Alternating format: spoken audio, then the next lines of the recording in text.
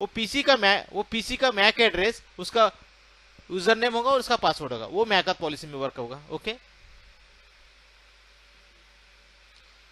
Third आता dot one X. Dot one X is more secure as compare to MAC. Okay, dot one X में क्या होगा, जब भी आपका साहिल नाम का बंदा यूजर ट्राई करेगा मेरे पीसी को, उसमें क्या होगा, साहिल यूजर को चेक किया जाएगा मेरे एडी सर्वर के पास। ओके, अभी एग्जांपल मैं बताता हूं। अभी ये साहिल मेरे को क्या बोल रहा है, साहिल का पैकेट मेरे पास स्विच के पास ऑथेंटिकेट के पास है, उसके पास मेरे पास आया।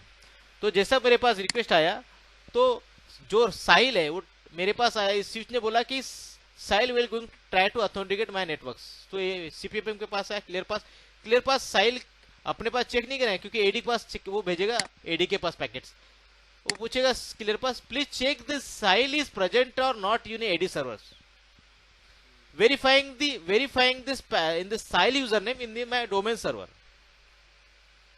Okay, if the Sile is present in my AD, that acknowledge the AD server to the CPPM, yes, Sile is there. So policy is going to escape packets and that confirm to the switch, yes, Sile is there, going to authenticate it. So Sile is going to authenticate with the if and